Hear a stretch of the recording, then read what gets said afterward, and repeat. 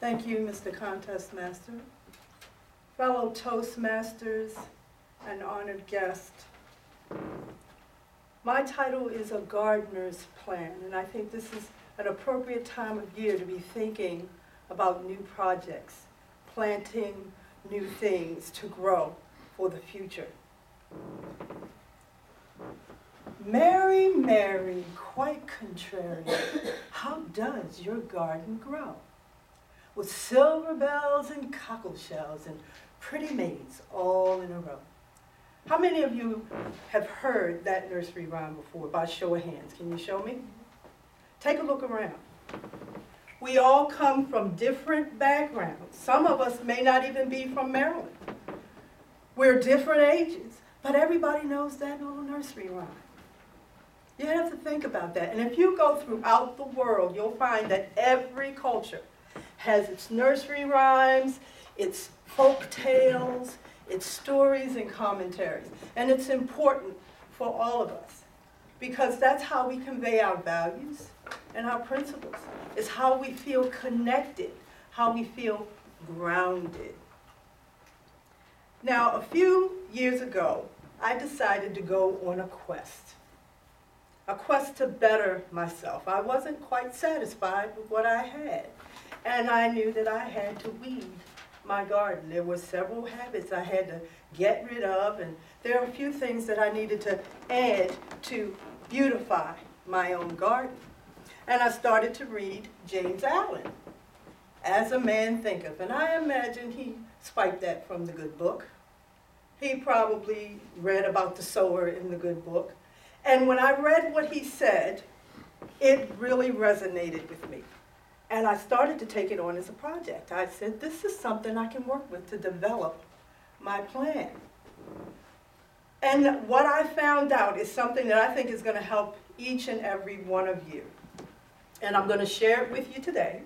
So if there's anything that you want to improve about yourself today, you're welcome to take any idea that I threw out to you today. And I developed a 3-step plan. It's called an IRA, similar to banking because that's where I come from, but it's very different. In banking, an IRA is an individual retirement account. This is not a retirement account. This is something you draw from right now. What kind of investment do you need to put in? Well, you will have to make some investment, but your money's no good here. Every one of you, each and every person, was born with a piece of real estate that I'm going to ask you to put up as collateral. It's a very small piece of real estate, maybe about this big. Some people a little bigger, but for the most part, about this big. Bill Gates started with that piece of real estate and turned it into billions. So did many others in his group. And I'm going to tell you the secret. I found it, and it's wonderful. The 3 steps in the IRA for this plan is not individual retirement account, but it's idealize, resource, and action.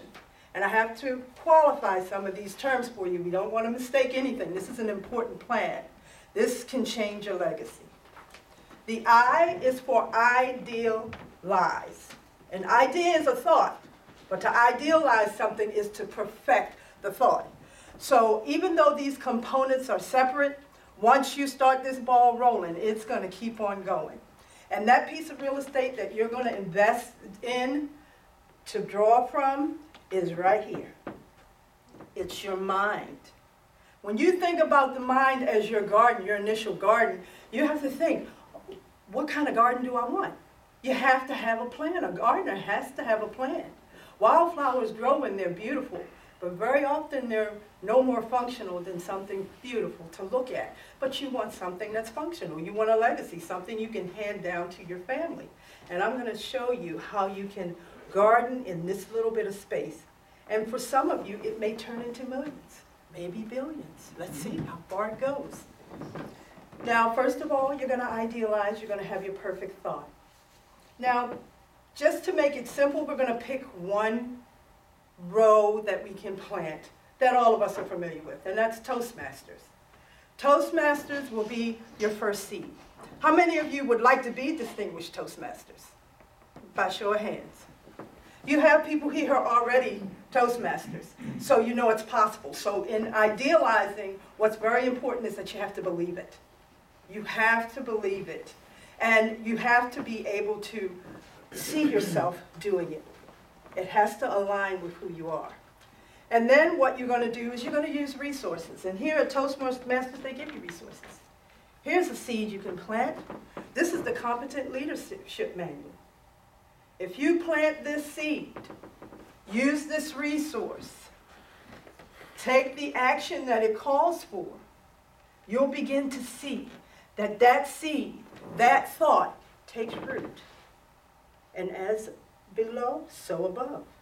You'll begin to see it blossom. It will come to flower. And before you know it, you've done your first speech, and it blossoms into the second speech, and it blossoms. And you continue to do this. You can apply this to anything that you're doing. If you have a project at work, idealize it first. Qualify your resources. We love Aunt Mary, but if she's telling you don't dig in the garden, you can hit your eye with a rock. We want to not listen to that. If you're going to talk to Uncle Joe and he says, if you dig in that garden, you're sure to dig up worms, you thank Uncle Joe and you go and do your research, because worms will aerate and fertilize your soil. It will make it good for you. So everything that you get is not necessarily a bad thing. And in idealizing, everything that you use fits your purpose. If you idealize, use your resources, and then take one small action. Maybe it's reading the steps to your first speech, writing the outline to your first speech, pouring your emotion into caring about what you're doing. That's part of idealizing. If you pour your emotions into it, that's your water. Shine light on it, that's sunlight. That's getting to the truth. If you do these steps and you repeat them over and over again, we're looking at a table full of DTMs, possibly billionaires. I want to be the first trillionaire. And if I die and don't get there, so what? It'll be okay. But if you use this, you can change your legacy and you'll be more than competent.